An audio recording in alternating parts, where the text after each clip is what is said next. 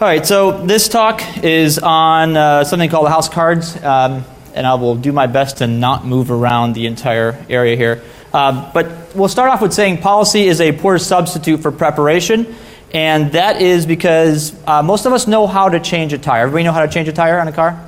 Everybody has a car? Has driven a car before? Great. Feel free to be a little bit more lively. But the question is, can you actually do it on the roadside, in the dark, while it's pouring rain, under pressure because your girlfriend, wife, significant other is yelling at you to get home, right? So being able to do it and then actually being able to do something under pressure are two completely different things. And changing tires is sort of like security, all right? And if you're asking yourself how, the question is, do you actually practice security? A lot of us think we do, and a lot of us in corporate IT really strive to, but practice makes what? Perfect. Wrong. Makes good enough. Right? If you think practice makes perfect, I'd like you to raise your hand if you've ever achieved perfect. Well done, one man. I watch a lot of Formula One. They've gotten 4 tires off and on back to a Formula One car and down to 3.6 seconds. That's pretty ridiculous, but they keep getting better, which means they're not perfect yet. And every once in a while they have like a 12-second stop because the car runs over somebody. So what's our goal, right? We're all out here, we're at a security conference. What's our goal? And the goal of information security is really, are we preventing an attack? Who's here to prevent an attack? Interesting. Who's here to try to prevent a breach? Even more interesting. Who's here to try to prevent an incident? How many people know the difference? How many of you guys are here just here to learn how to survive an attack? Fascinating. So you guys know the analogy of the bears, right? Everybody familiar with the hikers and the bears and the running away? Yep. So the only problem with that analogy of leaving your friend behind to be run over to be eaten by the bear is that there are infinite number of bears, as Josh Corman says, and they multiply at an infinite rate, which means that you're going to get eaten. The question is, how you're going to get mauled, right? The question is, will you survive it and how bad will it be? So we talk about something called resilience, right? How resilient are you to failure and attack? Anybody want to define resilience for me?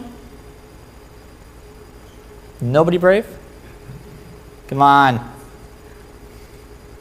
I will pick somebody. All right, well, resilience is basically the ability, if you think of a boxing term, resiliency is the ability to take a shot to the head, fall over, and get back up and keep fighting, right?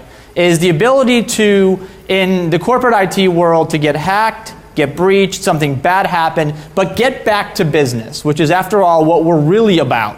Because it's really difficult to say we're here to prevent a breach, because if that's what you say you're here to do, the first time you get breached, which will happen and pretty much everybody agrees on that, you're all fired.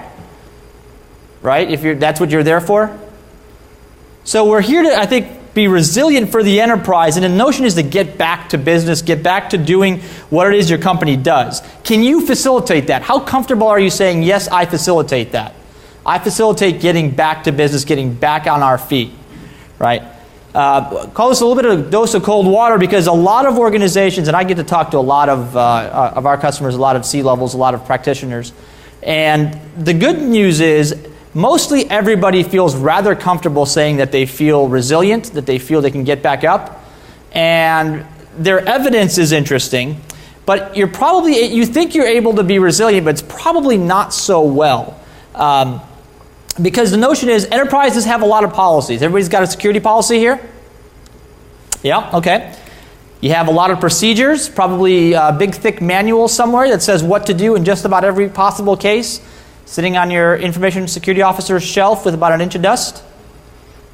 And you probably have a lot of controls. Controls are pushed back into compliance, and you have for sure a lot of tech.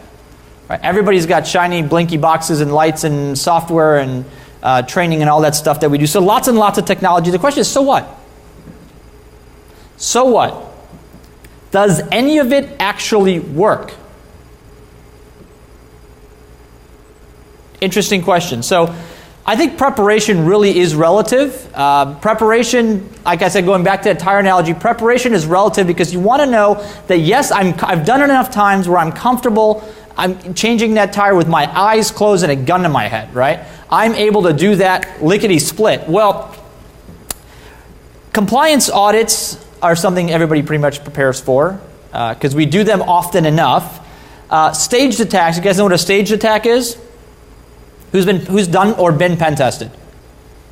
Right? That's where you, as a client, you say, Sunday between the hours of 6 a.m. and 4 p.m., I'm going to give you 3 IP addresses. Test those, but don't break anything. Right? The rest of the company is out of scope. I got to talk to somebody who was doing a pen test, and they said that they wanted to include social engineering. And they said, okay, fine, we'll do that. We'll do some mild phishing. But the CEO and his staff are out of bounds because they'll for sure get hacked.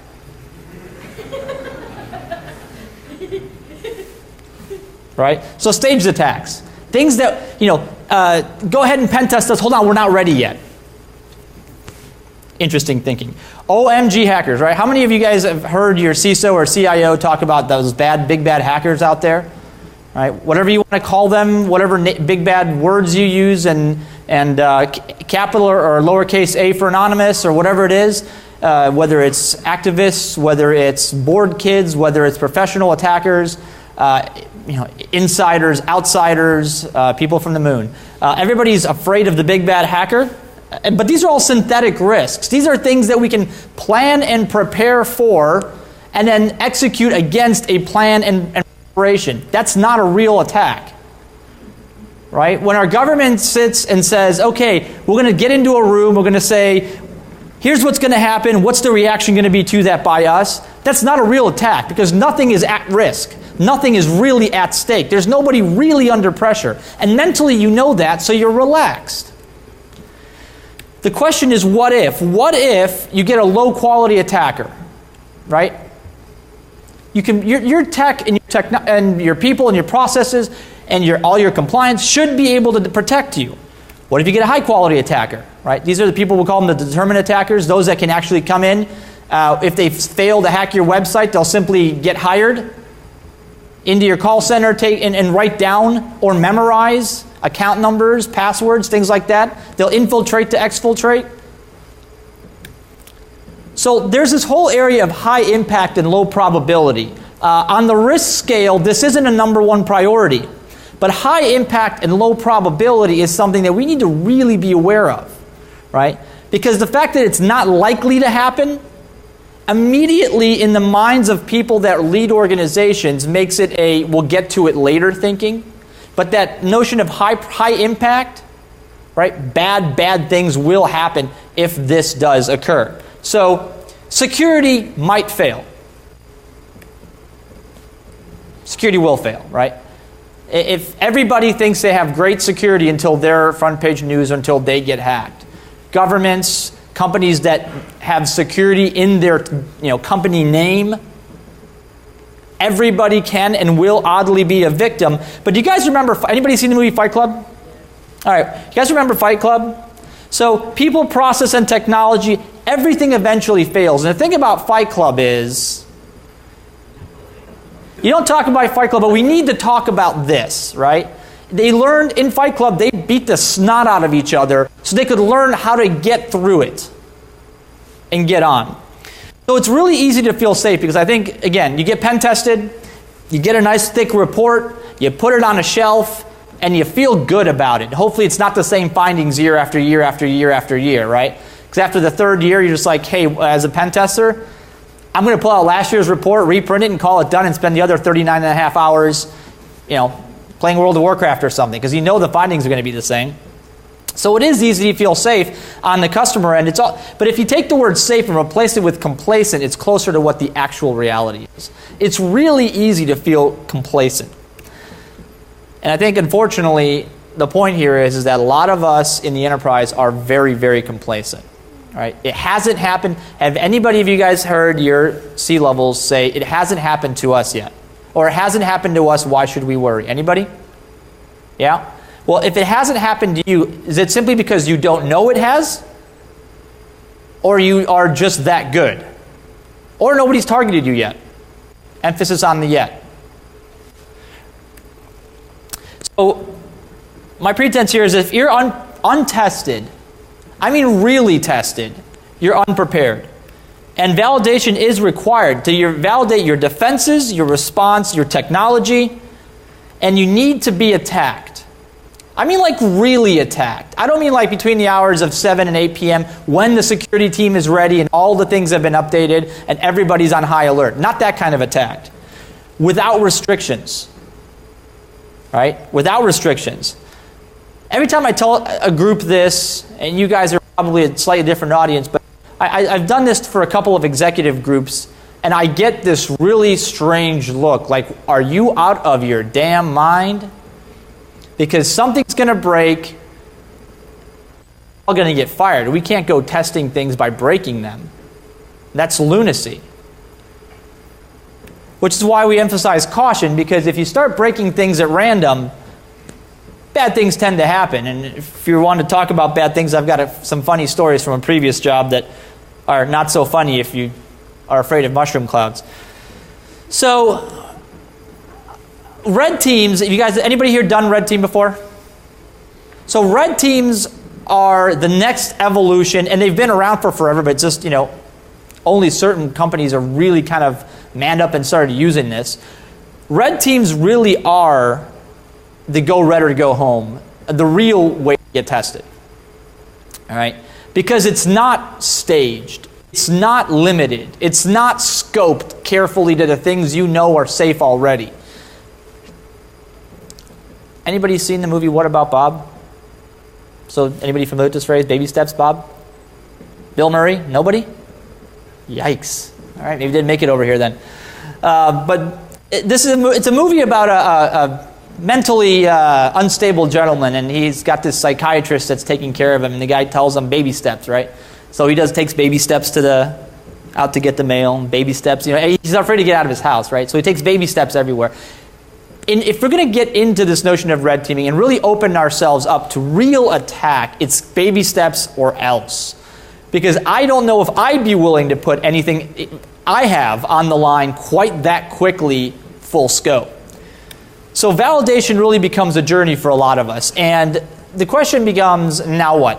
All right, fine. Maybe you buy into this notion that, you need to go get yourself beaten up to see if you're tough enough, right?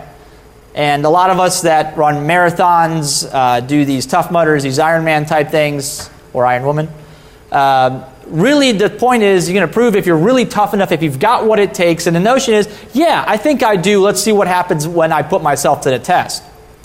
But not all of us are nuts enough to go full bore first time out, because if you're not prepared, you could likely end up on a stretcher somewhere.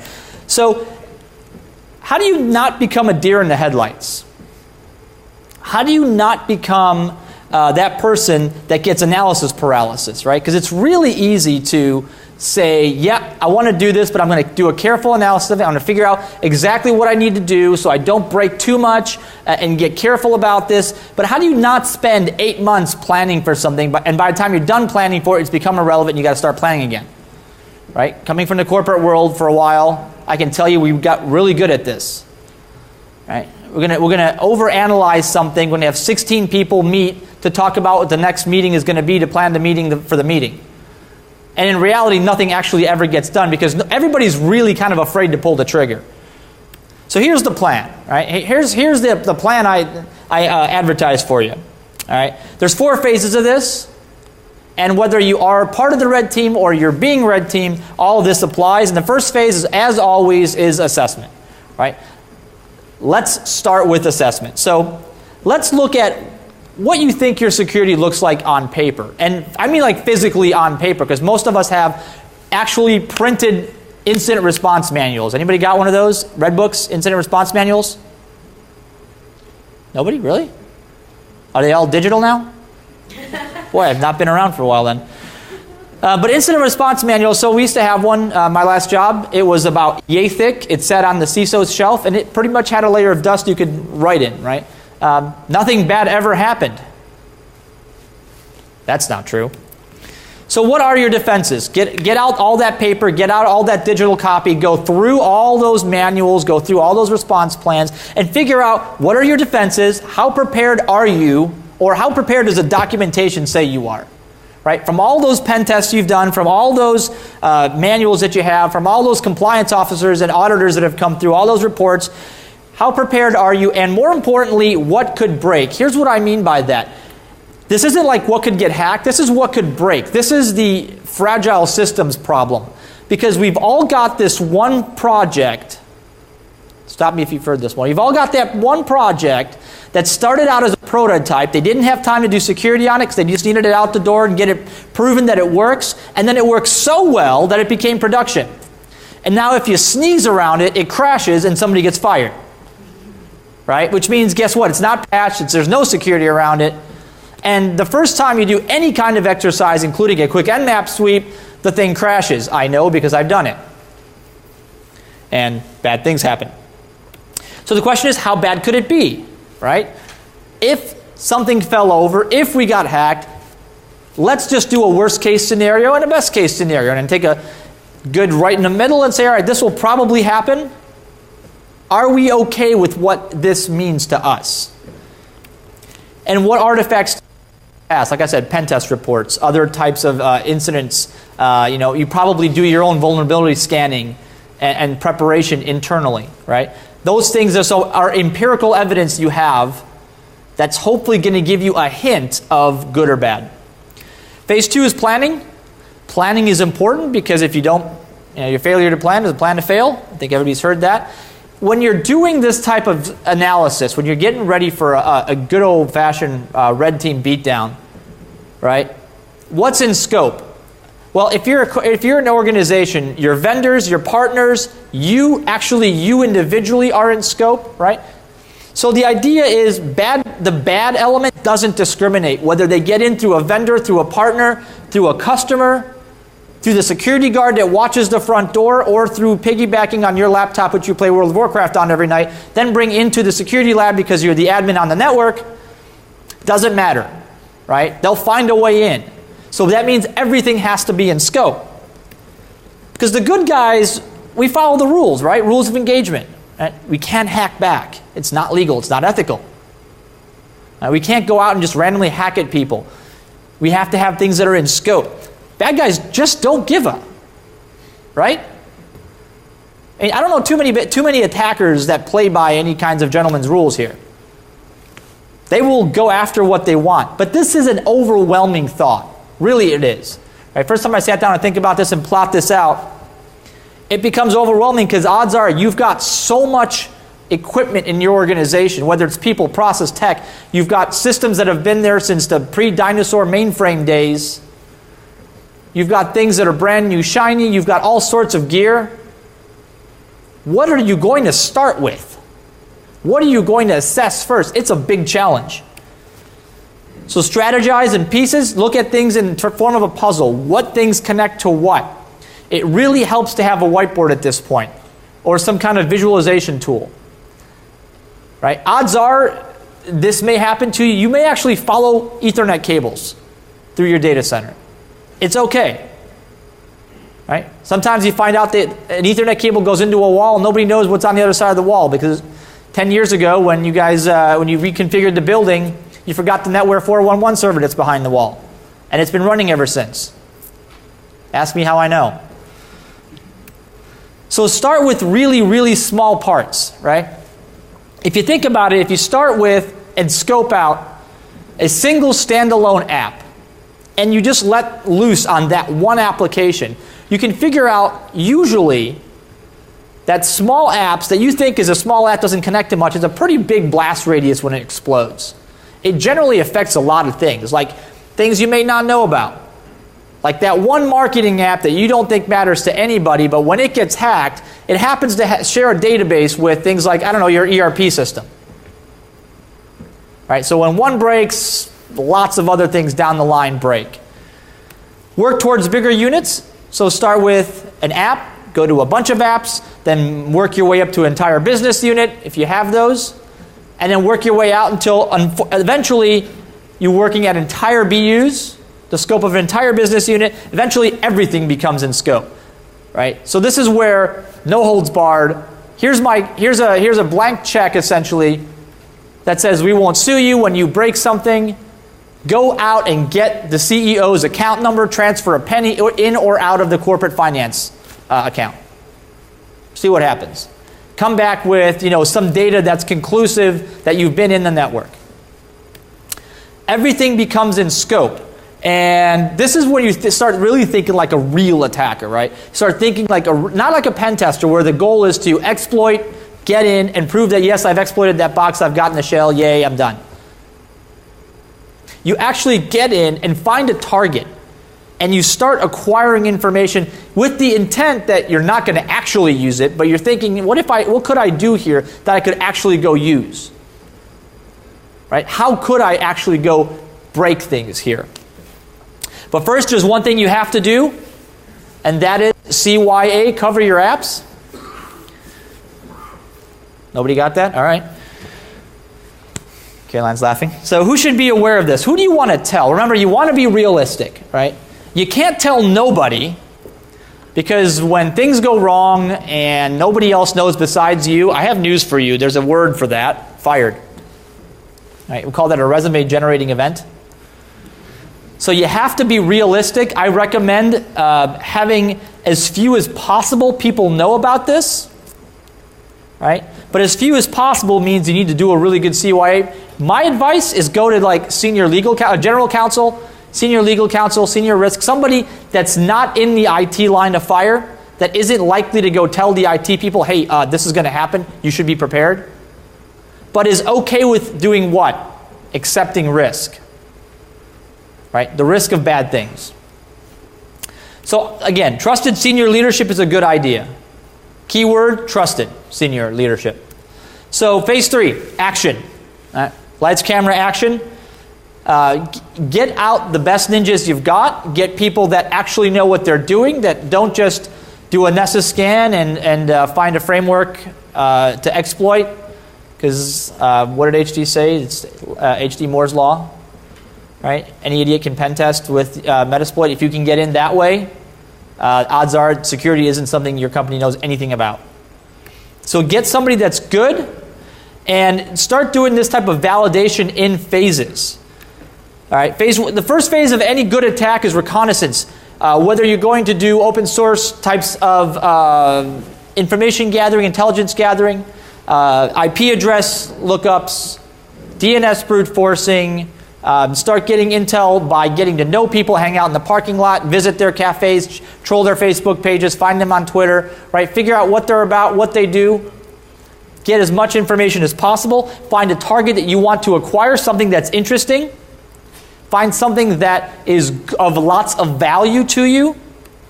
Generally, these things are high value, low risk, right? It's got to be of high value. Attackers don't go after things of low value. If you're going to put your head on the line, if you get caught, right, odds are as an attacker, they'll come after you, or legally or with the long arm of the law. So you want to minimize the risk and exposure to you, but maximize the return on your investment, which is your risk and your time. Infiltration, get in. And getting in is a lot harder than it sounds, because it's relatively easy in today's landscape to find a machine you can get an open shell on. But actually getting into the network, into sensitive areas, is a little bit tougher because you have to know where to go. And it's really difficult to be quiet and not get busted while you're doing it. Funny, really, really interesting story. I'll sidetrack for a second from about a decade back now. I was working for a company that you've all heard of, and we used to have Outlook Web Access when it was still Exchange 5.0 5.5 out to the world, right, through 3 Apache reverse proxies that just simply did round robin for load balance. Well, the person that set that up had either retired or quit, I don't remember which, but moral of the story is he hasn't been there for like 3 years. Guess what happens when things that somebody owns fall off the scope? Nobody updates them. Lo and behold, there's an Apache 1 something something vulnerability that allows a complete remote shell, right? Complete remote exploit. The problem is, and this guy was good, right? Whoever was in these, did the scan, figured it out, was like really good, wrote his own code, graphics and everything. The problem was he never accounted for the fact that, because there's a two-stage payload delivery, right? Stage 1 was to drop something, stage 2 was to drop the other half. So getting an actual foothold wasn't hard, but getting the delivery of the second stage, the second set of files, we never found out what that was, but we saw many, many connection attempts because the round-robin thing just totally hosed him. So he managed to exploit all three of those boxes, but could never actually go, right, 2 steps on the same box by design. So security by obscurity, I guess, saved us. But when Outlook Web Access stopped working, the three of us that were working on that security team walked down to the little data center downstairs, opened that cabinet, pulled out the flat screen with the keyboard on it, right? Turned that one on and saw this little graphic that said, if you're reading this, I've been unsuccessful at exploiting your box. Something went wrong. Here's how to get your system back. My friend Scott probably still has a screenshot of that somewhere. It was awesome. It was absolutely hysterical. Like, we stood there laughing. As critical as this was to get the execs back into Outlook Web Access, this was hysterical, right? So infiltration almost worked. Missed it by that much. So establishing a beachhead, getting in and finding and getting a foothold, getting into a system that you're not going to be detected from, that you can use as a stepping stone to other parts of the organization. The stepping stones are notoriously difficult to detect, particularly on high traffic networks, because it's really difficult to figure out where you're going if there's a lot of traffic, right? So you can jump from one system to another and issue commands that way. Once you've got a beachhead, do more reconnaissance. This is where I think a lot of pen testing simply stops and fails to continue. Because you get into a system, you get a shell, you have proof that you've exploited it, we've gotten you, pay us. Where red teaming and real exploitation goes further is, okay, what else is there here? What else can I get to? Yeah, I've gotten onto a web server that serves up, I don't know, some crappy content about pricing and stuff that's available publicly, and I can access to the database, but yay, whoopee-doo. What else does this do? Can I get back down into the lower level of the database, figure out what's on that box, what it's connected to, who connects to it? Can I make more users? By that, another interesting story, because I've got some time. Another interesting story was working with a customer of ours, actually, so I can't tell you who this was, but we were demoing the ability, this is back when I was in SE, and we were demoing software security products. And they wanted to see, a demo of this to the small CIO, CISO, and their directs, right? They're like, well, here's our website. What can you possibly do with this? I'm sure our team tells us our site is secure. Well, SQL injection used to be a favorite thing of mine back when I did this kind of game, and so there was a login field and password field at the top right-hand corner. What's the first thing everybody tries? Single quote. Yeah, one second. So a single quote, 1 equals 1. That didn't work, but I did get an Oracle error back, and I was like, see, this means, and that's kind of where I stopped, like where everybody stops, right? You go, oh, this means you're exploitable. They're like, yeah, we don't believe you. So, I got a little annoyed. I was like, all right, well, I'll show you, right? So, used a SQL injector tool and just started, this is like point and click. It's not even like hacking. I can't even say I was hacking anything because it's point and clicking, right? Go to that URL, click. It says, hey, you're exploitable, click. Here's a list of database table. Here's the database name. Like, now do you believe me? They're like, yeah, not really. Like, all right, fine. You know what? Screw this. Click. Here's your database tables. Click. Here's your data. They're like, whoa, stop. We get it. And meanwhile, the CISO, of course, and the CIO kind of talking to each other and look back at the rest of their team, and they're all like, oh boy, right? Interestingly enough, I'm like, hey, you guys know, as long as I'm at this, you know what else I can do? I can do a net user add on this window box. And the guy in the back's going, and I'm just one to poke at someone. You do that, I'm going to respond, right? I go, so I have to ask, why he goes, well, because that's a Windows box, and if you do that, then, you're going to affect the rest of the system. Like, yeah, but I can get your usernames and passwords back. That shouldn't be too big of a deal. He's like, yeah, that's actually not true. I said, oh, what do you mean that's not true? He says, well, a while ago, IT had a server consolidation project. I'm like, do tell. He says, well, that box actually shares database hosts with our ERP system, which I was telling you, kind of hinted at earlier. I'm like, huh, well, at least it's in the DMZ, right? He goes, well, so the ERP front end doesn't really work well through the firewall because it's MSRPC DCOM, right? And I'm like, oh, so what are you telling me? He goes, well, that's actually on our internal network. I'm like, oh, that's horrible. And he gets this long, like, scared puppy dog look face. I'm like, all right, there's more to this, isn't there? He goes, yeah. And he looks over at the security leader, right? And he goes, and thanks to those guys, every internal machine has to be on the corporate Active Directory domain. I'm like, all right, I'm done. Right? Because if you can get all the way in, forget the fact that I was in a database. I was in a database that's shared with the corporate ERP system, on the internal network, on the corporate domain. I mean, really? So it's always good to do more recon to figure out what else you can get to, because it's not just a box somewhere in a DMZ or a box someplace. You can reevaluate your targets, figure out what else it is you need to go after. All right, maybe the target you thought you wanted, maybe there's a better target. Maybe that database you think you wanted to get to, yeah, maybe that's a good high-value target, but the risk is high, but there's one just next to it on a system adjacent to it that has no security. That might be a slightly less valuable target, but pretty much equally good because there's even lower risk. And of course, the final trick is exfiltration. How do you get data out? So getting information out of that network without being caught. And on today's networks, with all the DLP shiny blinky things out there, proxying and whatnot, it hopefully is a lot harder than just FTPing out, but I bet it's not that much harder. The notion is to take everything, leave no trace, and for God's sakes, don't get caught. Right? That's what your prerogative is. One small note, keep fantastic notes. As the attacker, as the person doing this, keep step-by-step fantastic notes. I'll tell you why in a second.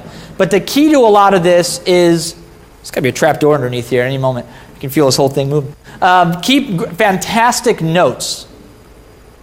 Make sure you know step-by-step what you've done, why you've done it, where you've gone, because phase 4 is analysis. And in the analysis phase, this is where you really earn your keep and really the value of this type of exercise comes in. Because I'm going to give you a prediction. Ready? Stuff is going to break. I don't mean you're going to hack stuff, because that's a given. I hope that's a given by now, right? But I'm telling you, stuff is going to break. Like, systems are going to fall over. You're going to run a specific type of Nmap scan against a box. It will be an old VMS VAX system that doesn't handle Nmap well, that barely runs TCP/IP, and it will fall over and core dump. Again, ask me how I know. And bad things will break. So you got to figure out what broke and why. Okay? This is why we're keeping good notes. Because we want to know what actually physically broke, what business process, what business system, what critical life support mechanism to your organization broke. And you need to know why it happened, because this is a systemic resiliency failure, right? This is where if something broke and nothing came up to compensate for it, this is a resiliency failure. Tying it back to our notion of resiliency. Anybody do a root cause analysis here in RCA? Anybody had that kind of fun yet? A lot of fun, right? Pouring through, I know you've done one recently. Pouring through gigs and gigs of logs, lots and lots of notes from attackers, figuring out what broke, why it broke. We're still not thinking about the hack stuff. We're thinking about the broken stuff, right? Why that one fragile system that you've built a giant bubble around, why did that fall over and keel over and not come back, right? Why did your email break when they were trying to hack your website, right? Why did your partner data feeds break and stop working when this one system over here died. Oh, that's right. That's the one machine that does DNS for your entire organization. Right? Things like that. Did the attack succeed? Yes, it did. Right? I think that's the wrong question because the attacks absolutely usually are successful. It's very rare to have one of these attacks fail. If you've neve had one, talk to some of these guys that do this. You find out that it's really, really hard to fail. And if you've done one enough times on the same organization, the fact that when they do get resilient, you'll find other ways in. There's always another way in, because ultimately there's no patch for the human, right? To patch that human curiosity, the need to want to be helpful. So ultimately we'll get there. So I think the question really needs to be, how successful were you? Right? It's not just how successful were you in breaking and demolishing, but how successful were you in exfiltration, infiltration, in being silent and stealthy? Because attackers do really fail. But I think there's 3 key measures of this. Okay, anybody here own a safe? Nobody has valuables? No. A couple people. Okay, so if you own a safe, right, it's got a fireproof rating on it. Anybody ever seen those? Okay, which means they're fireproof, what, forever? So you can just drop it into a fire? Usually safes are rated at a particular temperature for a particular period of time, right? We don't think about information security this way, which is odd, right? So there's 3 key measures here. Time, how long did it take? How long did it take to get through all the defenses and get to that holy grail, that target? How long did it take? This is like that Underwriters Labs UL fireproof rating, right? You buy a safe and it's fire resistant to some crazy amount of degrees for like 30 minutes. And if you think that's not long enough to get your stuff out, or for the fire department to put your house, right, to douse it, then you basically want to say, okay, fine, I want it rated for that same temperature for an hour. Guess what happens to the cost? Goes up. But it's not an incremental cost, right? It's usually one of these, right? Once you get past a certain degree, the costs get ridiculous. And you never get to a point where you can just leave that safe in the fire and say, yeah, it'll be fine, even if it burns for a day. Security is the same way. You give somebody enough time and enough effort, they'll get in.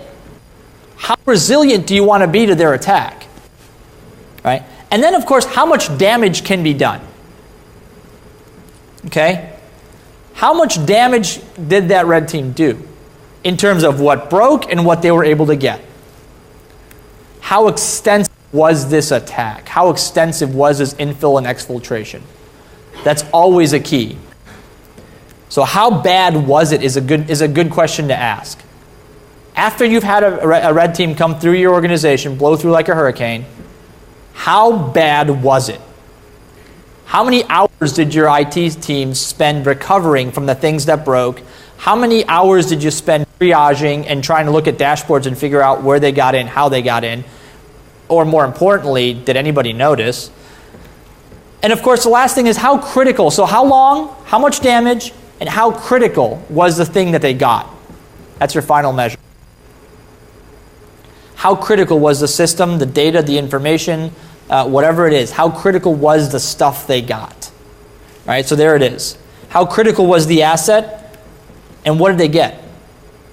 The CEO's bank account? Did they actually transfer money in and out? Did they manage to, walk in and send an email from the CEO to the rest of the organization saying, hi, I've quit, I hate all of you, something like that, right? Was there something very, very deeply disturbing about what they were able to do to you? Now comes the hard part. So I think looking at it so far, we can probably do all this pretty readily. Now you can do a full root cause analysis on all the events of the day or the week of the month, right? Figure out what broke, what got hacked, and then the more importantly thing, we're going to follow this attack path, figure out where they got in. What was the attack path? Where was the path of least resistance? Because you know what you're going to do right after this? You're going to go fix that path resistance. Where did security actually fail? Because if they got in, it means security failed. And we have to be okay with the fact that security will fail. Tough thing to swallow, I know. Did detection fail? Right? Did we simply not have the capability to detect the attack? Were we simply not able to notice that we were being hacked into? This is a really good measure for those that say, hey, we've never been hacked. Have you never been hacked, or do you just have really crappy detection? Did your analysis fail? Were you just not able to understand that what you were seeing on your screen meant that somebody was walking out with data? Did your protection fail? All those things that you have on your network, all that updated and up-to-the-minute antivirus, did that just not prevent that red team attack? Likely that could be, right? Was it a people failure? Was it the security guard that was helpful because the person walking through the door was this teeny tiny person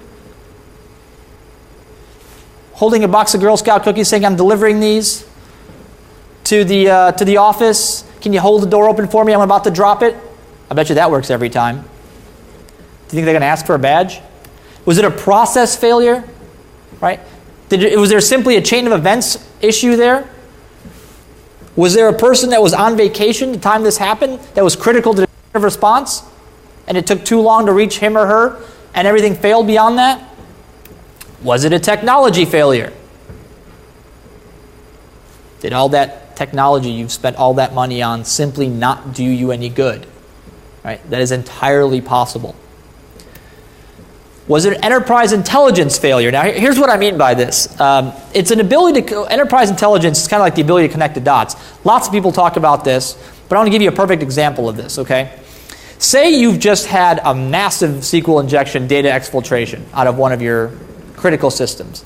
You want to know why nobody noticed that this was happening, because you have an IPS, you have lots of dashboards across your information security, your network operations, your systems, your application support, your database operations, and your user management organization. You have all 6 of those that have dashboards that are monitored 24 hours a day. Right? Systems should be monitored. Telemetry is rigged 24 hours a day. Why did nobody notice? Well, when that attack came through, did your security telemetry tell you, hey, there's something suspicious going on, because the patterns that we usually look for, security does a lot of pattern matching, let's face it. Right? The patterns that we look for don't quite match, but it looks kind of suspicious. Guys, what happens to those things that we label as suspicious in security? When do we get to them? The day after never. Right? How many things do you have in your critical to do pile right now? And when will you get through those enough to go back and look at your suspicious pile? Anyone? So what if it was a suspicious thing? And then you're around about that same time, your network experienced a small, tiny little spike in data during a time where there's usually no activity, say 2 or 3 o'clock in the morning. At right about that same time, your application servers saw a large CPU jump for about 3 minutes. But guess what? The people monitoring that looked at it and said, hey, you know what? The application's still available. I can still get a web page to pull up. Everything's still usable. And also, more importantly, it fixed itself. The spike went away. No big deal. Where this starts to worry you is the database monitoring team, because they really care about database performance, gets a massive spike in 2 major things. One, the size of the number of the number of data rows returned per query, quintuples or more, right? Increases by like 100-fold. And the average data returned to a user goes from, I don't know, like 1K to 10 megs. Maybe an indication of something going wrong because the CPU on the database boxes also spikes. But once again, the people monitoring this stuff aren't taught to think that way.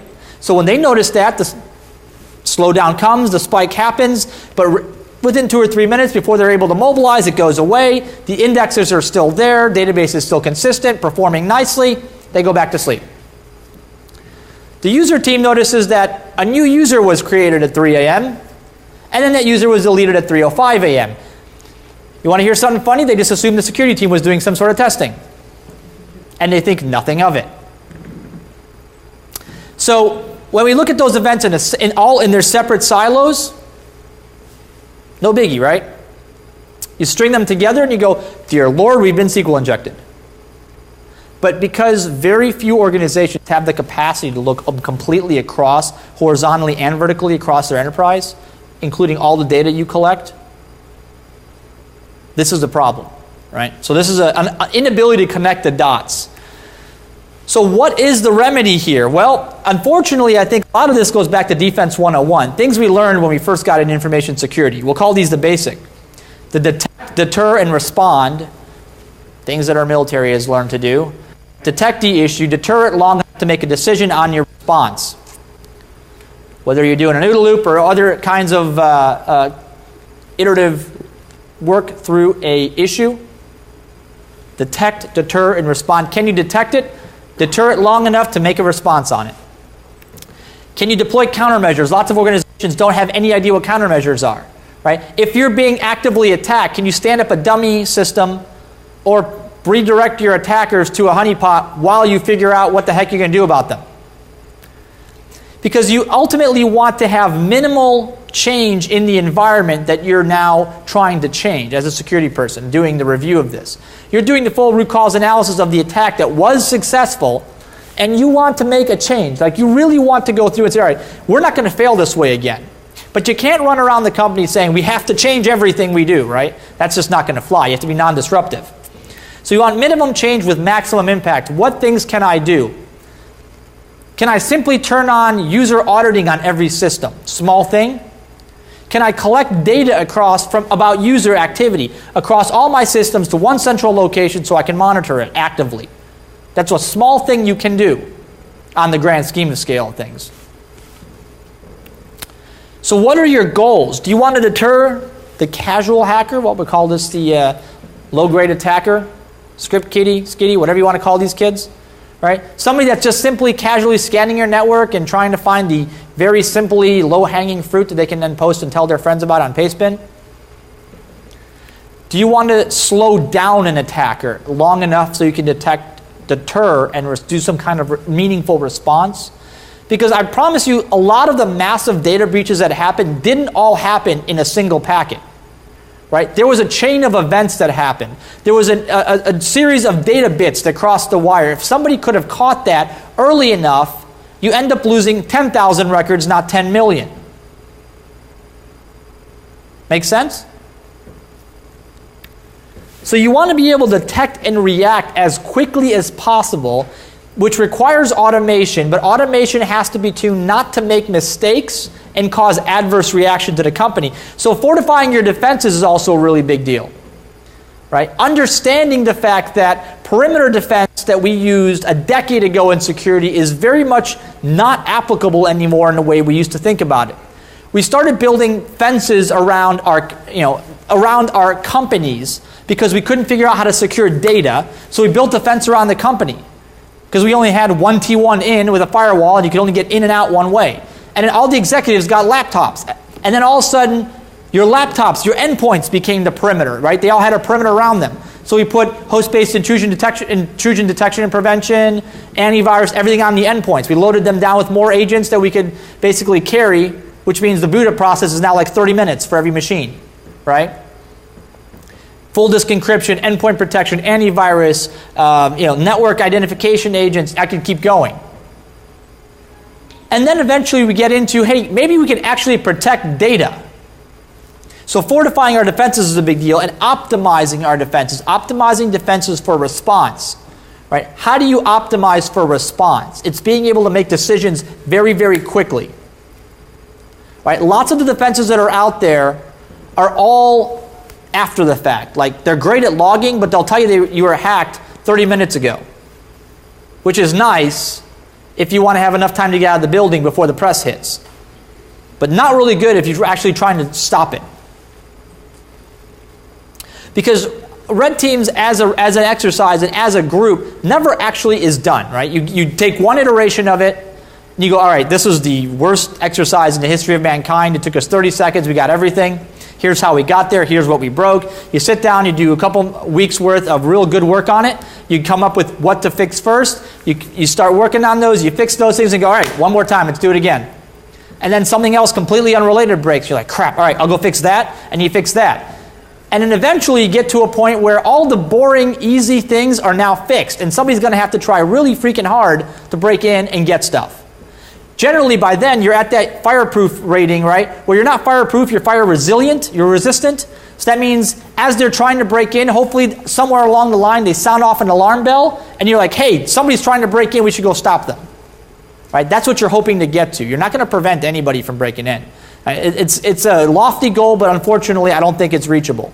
We can get to a point where we can give ourselves enough time to respond, if we're realistic about it. Because organizations change. This is the big key here. Right? If you work in a static enterprise, prepare to go out of business. Right? How many of you guys have the same amount of nodes on your network month to month? Week to week, day to day? Right? It's almost like every day something new pops up. You can't possibly keep up. Priorities change. Today we're doing divestitures, tomorrow we're doing acquisitions. You got to turn on a dime, be agile, whatever the buzzword of the day is. Right? You got to get going. And technology changes, which is also interesting. You'll find that your developers are developing with Flash yesterday, or Java the day before, Flash today, and they'll do HTML5 tomorrow, and odds are you're not prepared for the Java stuff, much less the HTML5 stuff. Also, attackers change. Their priorities change, their motivations change, their goals change, their thinking changes, their tools change. Everything pretty much changes. That's the one thing you can count on. Threats will evolve as you do. Right? And you have to continue to test your defenses using real-life attacks. The simulator crap is not going to fly because it obviously hasn't worked for, what, 15 years that we've been doing it? We're no more or less better than we were a decade and a half ago in a lot of places. It's because we're testing ourselves with synthetic risks. Because you want to be able to fail and test yourself not during a catastrophe. Right? You want to be able to fail at your own hand. You want to be able to cause the issues yourself so that you at least have some inkling that you know what's going to happen, right? At least somebody will know. So the question is, how many of you guys are really ready to have a chief chaos officer in your organization? Somebody whose job it is to go and pull random wires, unplug things, destroy servers, turn off APIs. Kind of makes everybody uncomfortable, doesn't it? But this is a necessary role as a chief chaos officer.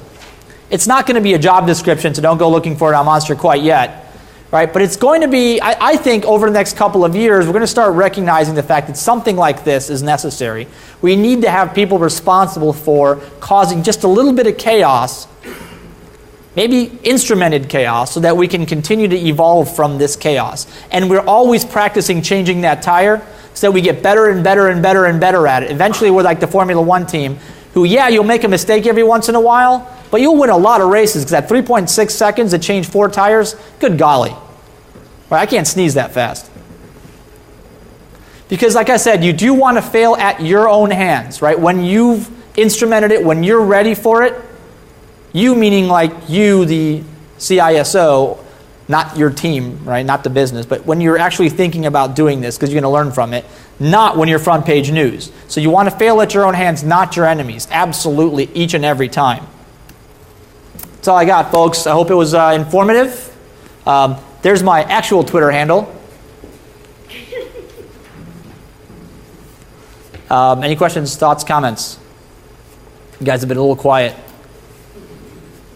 Is it because it's still early? What's that? All right, so the price. Yes, sir. Yeah, sure. Everything comes back to money. Yep.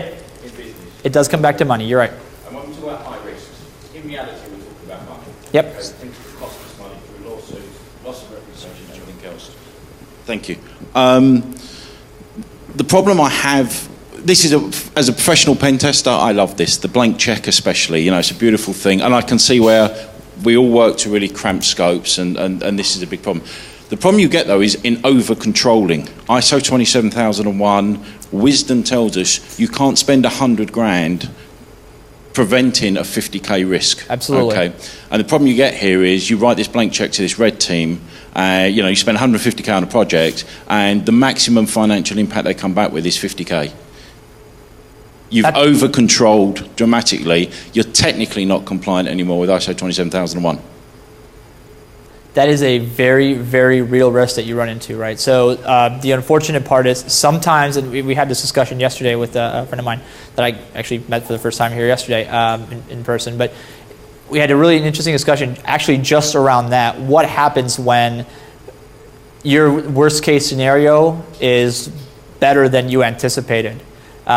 Ultimately, yes, it comes down to money because nobody cares really at the executive level how many vulnerabilities there are, how many records there are. It's all about dollar financial impact or pound financial impact or euro financial, whatever. It's down to the gold bits, right? How much is it going to cost us? And if the answer is not that big of a deal, I think you've done your job. Right? I still think it's a terribly great exercise because you've actually proven to yourself that you're not doing a crappy job. Hey, and if that's the result you get, I have to shoot you now, I'm afraid, because we're getting close to time. Will you please shoot? I've been waiting all day for this. turn it on Jason and fire at him. That thing does have a... Shoot somebody. Yeah, great, thanks. Well, such a big target. Oh, it doesn't turn all the way. Ah! Failure to launch. Thanks, you guys.